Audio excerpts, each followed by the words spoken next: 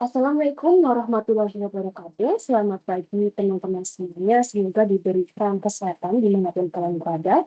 Selanjutnya yang terhormat untuk dililik selaku dosen pengampu mata kuliah pada Cukai. Di sini kami dari kelompok 1 izin untuk mempresentasikan dan membedah kasus terkait perkara suap petugas bea cukai pemberatan hukum impor tekstil dengan nomor perkara 4952 K/PID.SUS/2021 Pengadilan Mahkamah Agung RI tingkat kasasi dan diputus pada tanggal 17 Desember tahun 2021.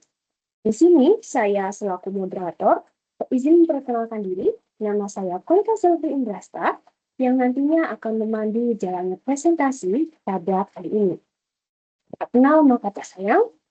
Di sini izinkan saya untuk memperkenalkan anggota kelompok kami. Yang pertama, ada Mariana Dewi dengan 3 NIM terakhir 040. Lalu selanjutnya ada Alexandra Audrey dengan 3 NIM terakhir 013. Lalu yang terakhir ada Flora Agustin dengan 3 NIM terakhir 016.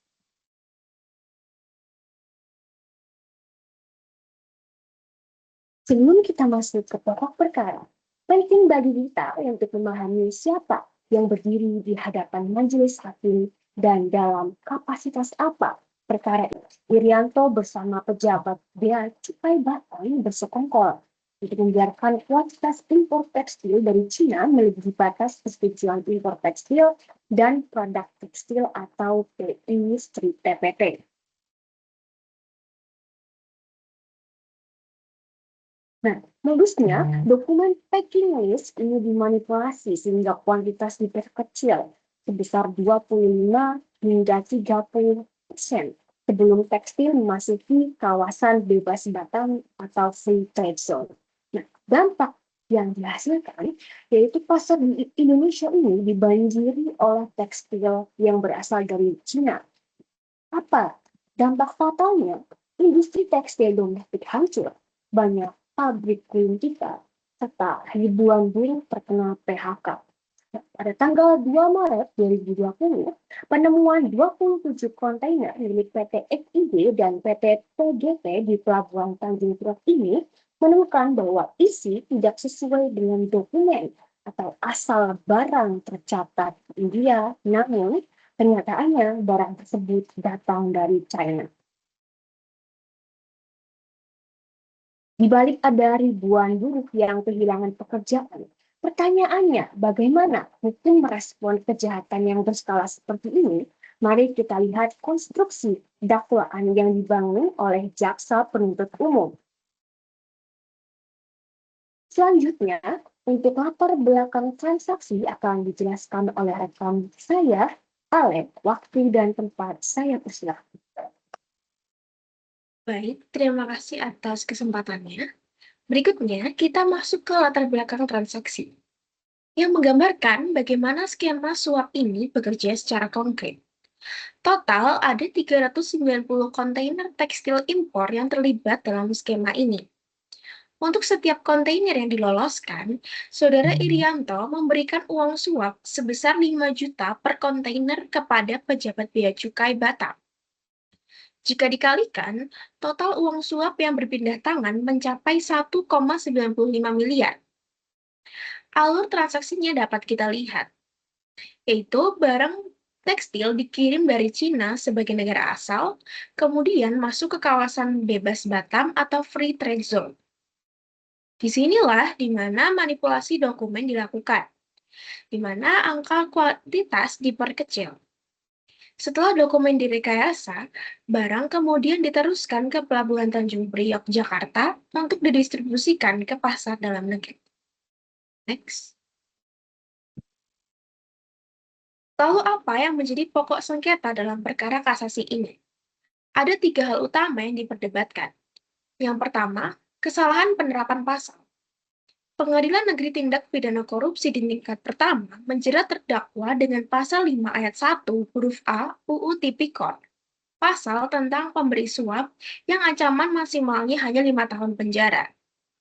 Namun, jaksa Dan kemudian Mahkamah Agung menilai bahwa yang lebih tepat adalah pasal 2 ayat 1 UU Tipikor tentang korupsi yang merugikan perekonomian negara dengan ancaman maksimal penjara seumur hidup.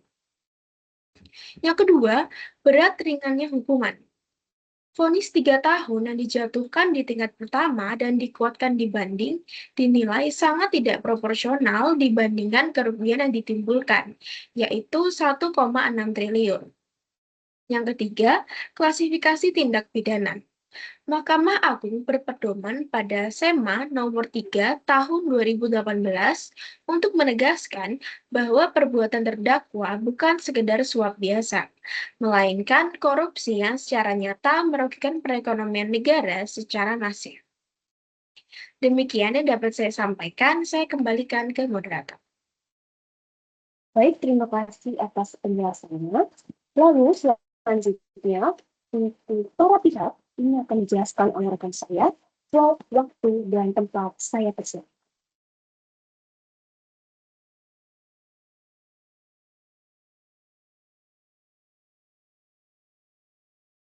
Oke, terima kasih moderator atas waktunya.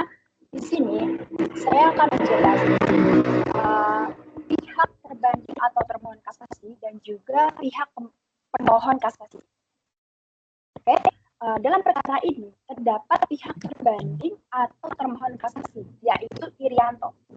Irianto itu tersendiri merupakan direktur PT Peter Garmindo Prima sekaligus pemilik PT Fleming Indobata yang dia itu menjadi terdakwa dalam kasus suap impor tekstil ini. Irianto menyuap 4 pejabat bea cukai Batam. Awalnya Irianto ini divonis 3 tahun di pengadilan tingkat pidana korupsi. Tapi pada tingkat kasasi, hukuman terhadap terdakwa atau terhadap Irianto ini akhirnya diperberat oleh Mahkamah Agung menjadi 10 tahun. Kemudian, adapun pihak pemohon kasasi adalah Jaksa Penuntut Umum dari Kejaksaan Agung.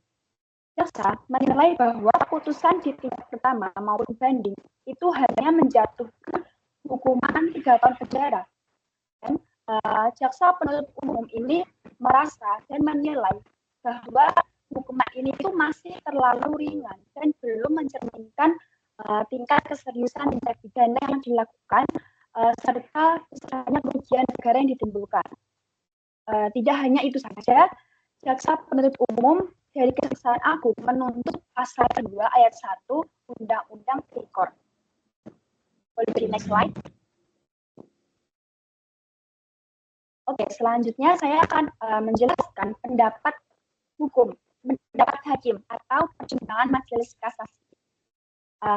Yang pertama, dalam pertimbangan majelis hakim kasasi yang terdiri dari Hakim Sofyan Sompul Ghazal Saleh, kemudian ada Seninta Yuliani Sibarani, itu menyatakan bahwa Irianto terbukti secara sah dan meyakinkan melakukan tindak pidana korupsi secara bersama-sama. Hakim menilai bahwa terdakwa ini telah memberikan sejumlah uang kepada pejabat bea cukai Batam. Tujuan dari Irianto ini tersendiri adalah agar proses impor tekstil dari Cina dapat berjalan lancar melalui kawasan bebas Batam menuju pelabuhan Tanjung Priok. Dan sebenarnya meskipun seharusnya Irianto ini harus melewati beberapa proses pengawasan dan juga ketentuan yang harusnya dipatuhi. Kemudian yang kedua, selain itu majelis hakim juga menegaskan bahwa kasus suap impor tekstil ini menyebabkan kerugian keuangan dan perekonomian negara yang sangat besar, yaitu mencapai sekitar 1,6 triliun. Kemudian yang ketiga, pasal yang lebih tepat itu berdasarkan surat edaran Mahkamah Agung nomor 3 tahun 2018, terdakwa seharusnya dijerat pasal 2 ayat 1 Undang-Undang Tipikor, bukan pasal 5 ayat 1. Dan yang terakhir, menurut hakim, modus suap seperti ini merupakan tindakan yang sangat-sangat serius karena dilakukan secara terorganisir atau bersama-sama. Kemudian kasus ini itu berlangsung dalam jangka waktu yang lama dan juga melibatkan konspirasi antara pihak importir dengan pejabat yang memiliki kewenangan pengawasan. Dan kasus ini tidak hanya merugikan negara secara finansial. Tindakan ini juga dianggap telah merusak sistem pengendalian internal serta menurunkan kredibilitas Kementerian Keuangan, khususnya institusi bea dan cukai. Oleh karena itu, Mahkamah Agung memandang bahwa hukuman yang berat itu perlu diberikan kepada Irianto dan sejumlah tersangka lainnya sebagai bentuk penegakan hukum dan efek jerah terhadap praktik korupsi di bidang impor dan kepabeanan. Mungkin itu saja yang dapat saya sampaikan. Selanjutnya saya kembalikan ke moderator. Terima kasih. Oke, terima kasih untuk atas penjelasannya. Kemudian untuk putusan dan sanksi akan dijelaskan oleh rekan saya, Dewi. Waktu dan tempat saya persilahkan. Baik, terima kasih atas kesempatan dari moderator. Selanjutnya, pada bagian ini saya akan menjelaskan terkait dengan putusan dan juga sanksi yang diberikan oleh pengadilan terhadap terdakwa kasus suap para pegawai bea cukai dan juga tindakan korupsi, mulai dari tahap tingkat pertama sampai dengan kasasi.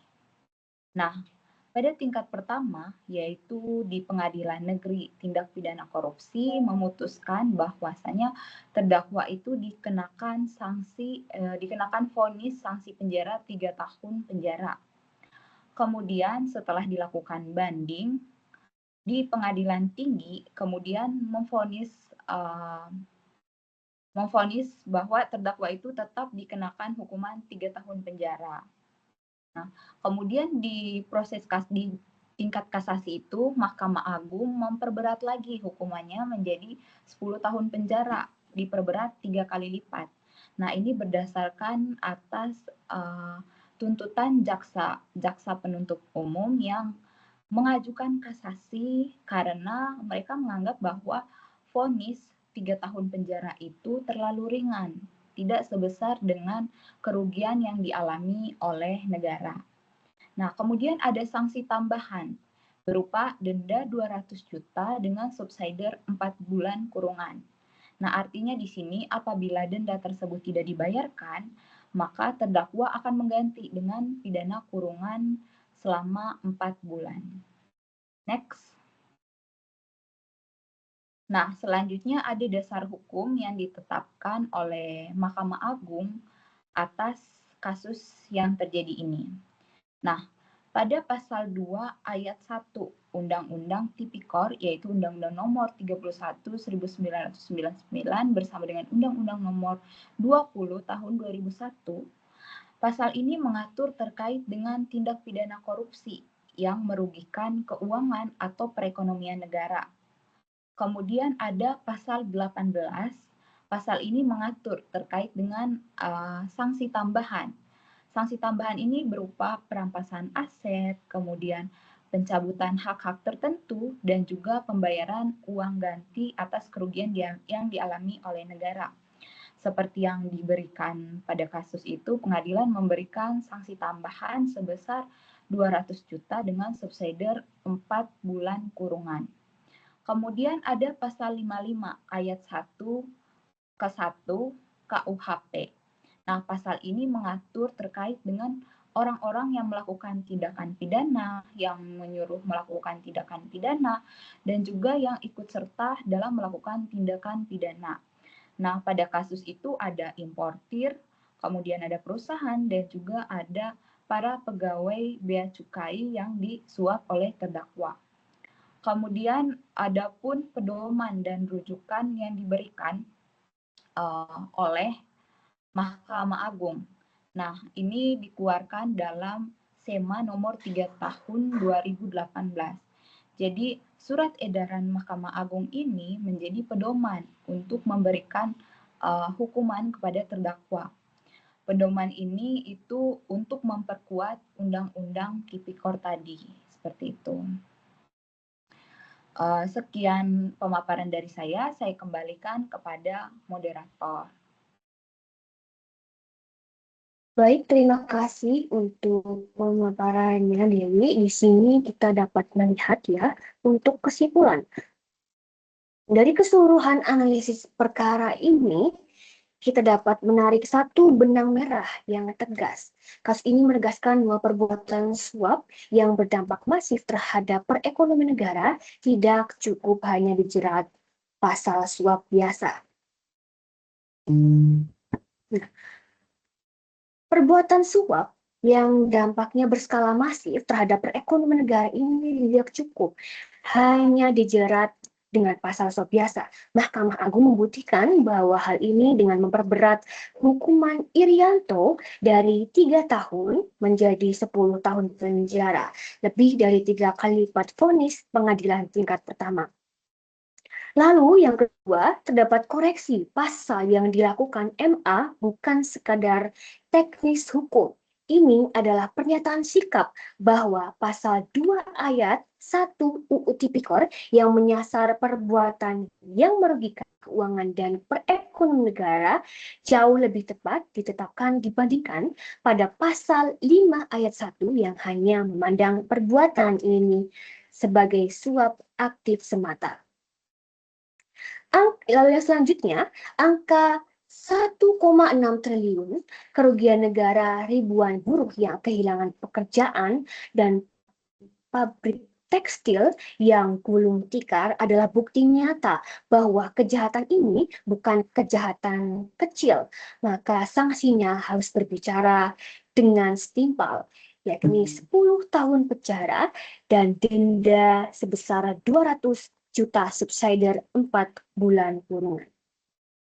Putusan ini tentu saja menjadikan presiden penting bahwa hukum kita mampu melihat melampaui formalitas pasal dan memilih jerat yang paling mencerminkan kebenaran substansi perbuatan serta keadilan bagi masyarakat yang dirugikan.